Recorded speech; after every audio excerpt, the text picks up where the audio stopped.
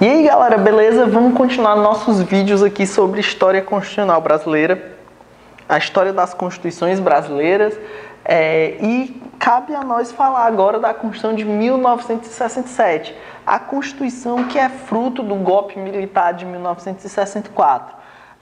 Como nós sabemos, em 1964 os militares dão um golpe no Brasil, dão um golpe alegando que havia uma instabilidade política muito grande desde a renúncia de Jânio Quadros.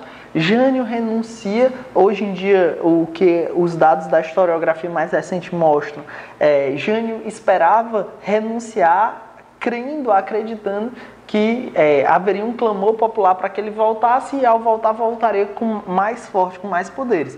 Foi um grande desastre, ninguém pediu para o Jânio voltar, quem assumiu foi seu vice Jango. Só que Jango, quando assume, Jânio fazia parte desse plano patético do Jânio, mandar Jango para a China em missão diplomática. Quando Jânio renuncia, Jango está na China.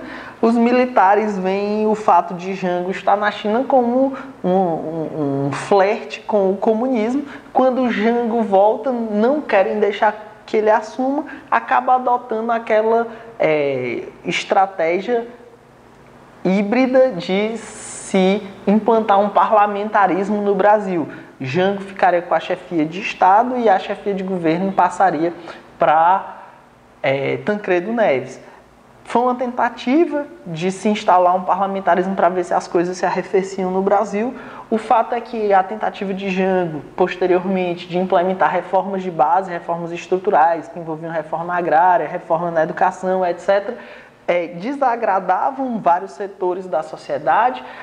Se dizia que Jango fazia parte de uma grande aliança internacional do comunismo, e que haviam movimentos sérios de implantar o comunismo no Brasil. É aquela velha ladainha de sempre, né? Sempre que um grupo quer pôr fim à democracia no Brasil, basta dizer que há um plano comunista para tomar o poder, que sempre as pessoas embarcam nessa ladainha.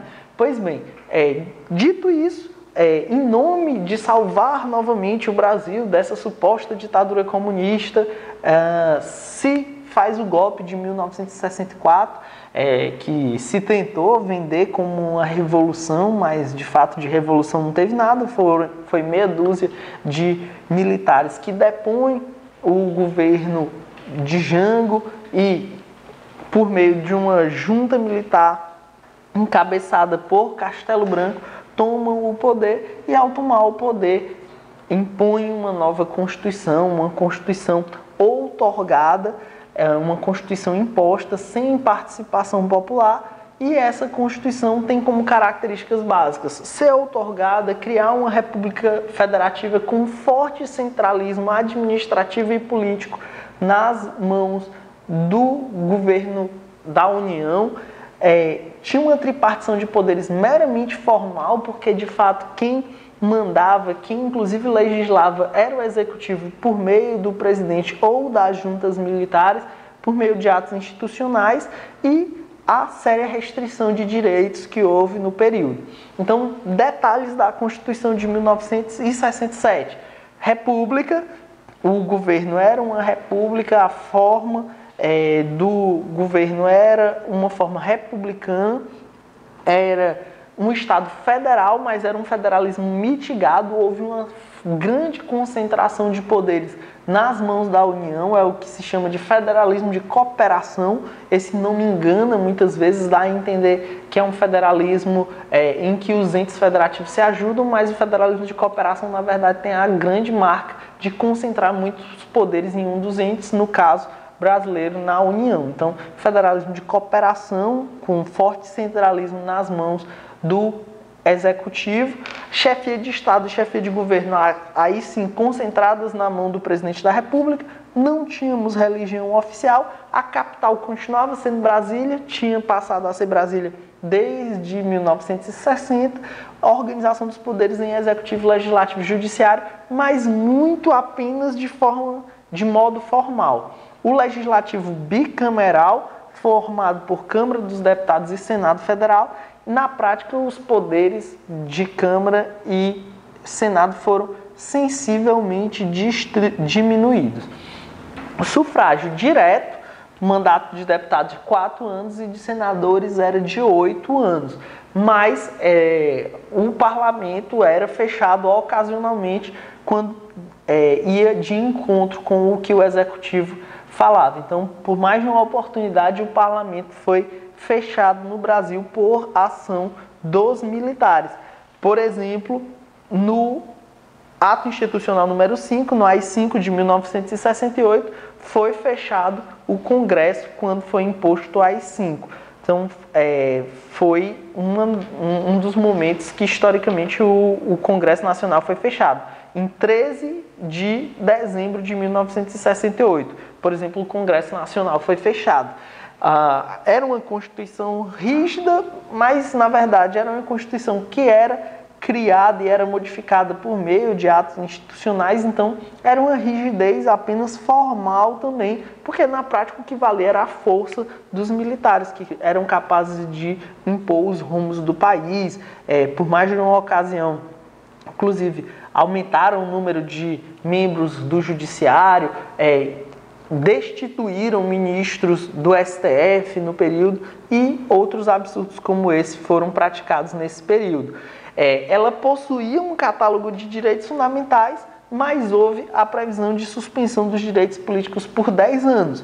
Tudo isso o texto inicial da Constituição de 1967, o que mudou drasticamente em 1968 já, quando houve o recrudescimento do movimento militar, houve o recrudescimento do golpe com o Ato Institucional número 5 de 1968. Aí as coisas mudam de figura, o golpe se escancara, fica uma ditadura mesmo assim mais escancarada, aquele discurso oficial de revolução acaba não fazendo mais sentido nenhum, e aí vem o Ato Institucional número 5, que faz com que o presidente da República passe até a autoridade de fechar o Congresso Nacional. Fica escancarado que o legislativo estava nas mãos do executivo, então o presidente da República tinha o poder de fechar o Congresso Nacional e as assembleias legislativas do Estado. A permissão do governo federal, sobre o pretexto da segurança nacional, intervir nos estados e municípios, suspendendo as autoridades legais, ou seja, acabando com o poder de autoadministração dos entes federativos. Por isso que se diz que o federalismo nesse período foi um federalismo bastante mitigado, bastante enfraquecido, podendo inclusive nomear interventores para dirigir os estados e municípios. Houve a consagração da censura prévia da música, teatro, cinema e televisão, a censura aos meios de comunicação, previsão de ilegalidade de reuniões políticas não autorizadas pela polícia, a polícia que autorizava se as pessoas podiam se manifestar em público ou não, e houve a instauração de diversos toques de recolher em várias partes do país, mostrando aí a falta de liberdade do povo naquele período. Suspensão do habeas corpus por crimes de motivação política, ou seja, se eventualmente você era acusado de algum crime político, de alguma perturbação da ordem política e era preso por isso, você não tinha direito ao habeas corpus. O presidente da República passa a ter o poder de destituir sumariamente qualquer funcionário público, incluindo políticos eleitos e juízes, se eles fossem considerados subversivos e não cooperativos com o regime. Ou seja, legislativo e judiciário completamente no bolso do executivo. O presidente da República e governadores tinham o poder de assumir as funções legislativas quando o Congresso Nacional e a Assembleia Legislativa estivessem fechados, o que o chefe do Executivo tinha o poder de fazer por meio do Ato Institucional número 5. Então, vinha aí os decretos-leis que permitiam que eles legislassem livremente. E esse poder incluía o poder de criar emendas constitucionais, o que foi usado em 1969 para criar a emenda constitucional número 1, que foi assinada pela junta militar.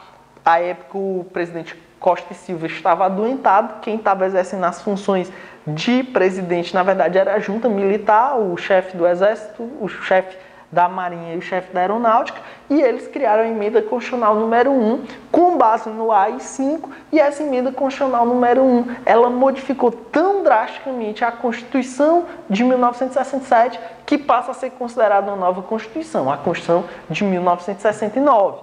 Mas isso é tema para um próximo vídeo da gente. O fato é que, infelizmente, nós tivemos essa marca, essa mancha, essa mácula na nossa história, que foi a Constituição de 1967, fruto desse golpe militar que abriu a possibilidade para restrição violenta de vários direitos e que todo o poder ficou concentrado na mão de um grupelho de pouquíssimas pessoas militares que administravam o país. Essa foi a realidade da Constituição de 1967. Fica faltando a gente falar aí da Constituição de 1969, da Constituição de 1988, para a gente encerrar aqui o nosso histórico das Constituições brasileiras. Mas a gente continua isso em próximos vídeos, a gente se encontra na próxima. Se gostou desse vídeo, curte aqui, compartilha com alguém que você acha que possa ter interesse de ver esses nossos vídeos e a gente se encontra na próxima. Até lá, valeu, tchau, tchau.